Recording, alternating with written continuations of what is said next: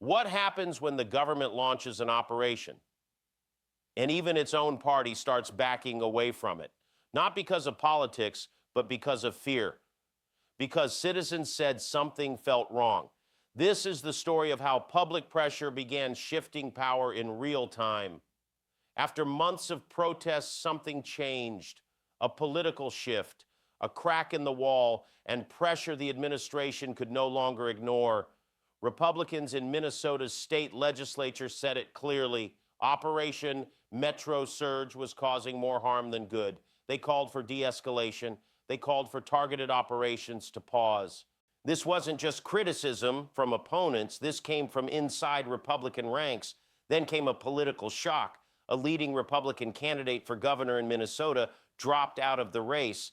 He said he could not support what the National Republican Party was doing. He said he could not be part of a party that he believed was targeting the citizens of his own state. He spoke about fear, about Americans feeling unsafe, about citizens carrying papers to prove they belong. He called the federal operation an unmitigated disaster. And he said he had to be able to look his daughters in the eye and say he did what was right. That resignation sent a message, and it wasn't the only one. Republicans in Congress began speaking out. They called the events disturbing. They said the credibility of federal agencies was at stake. They demanded investigations. They said Americans deserve the truth. Even Republican governors raised concerns. They questioned federal tactics. They warned about accountability. They said what people were seeing on television was deeply troubling. Some called for the administration to recalibrate. At the same time, Democrats in Congress made a major move. Many said they would no longer vote to fund the Department of Homeland Security and ICE. Some who had previously supported funding reversed their positions. Others publicly apologized, saying they failed to understand the seriousness of what was happening. In the House, support grew for action against the Homeland Security Secretary, with more than 100 members backing efforts to hold leadership accountable.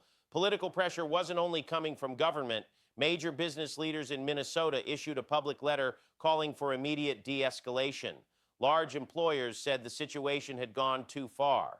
Former presidents also spoke out, condemning the federal approach and praising peaceful protest. Something bigger was happening.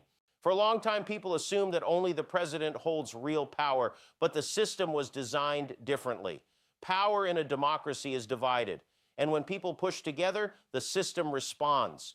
Poll numbers shifted, political alliances shifted, public language shifted, and at the center of that shift were protests. Peaceful, relentless, sustained. Protests that kept attention on what was happening. Protests that forced leaders, businesses, and politicians to respond. This is how democratic pressure works, not overnight, but step by step.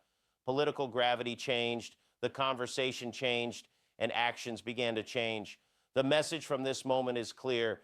In a democracy, organized public pressure can move institutions, reshape decisions, and force leaders to respond, not through violence, but through sustained civic action. That's the power of collective voice.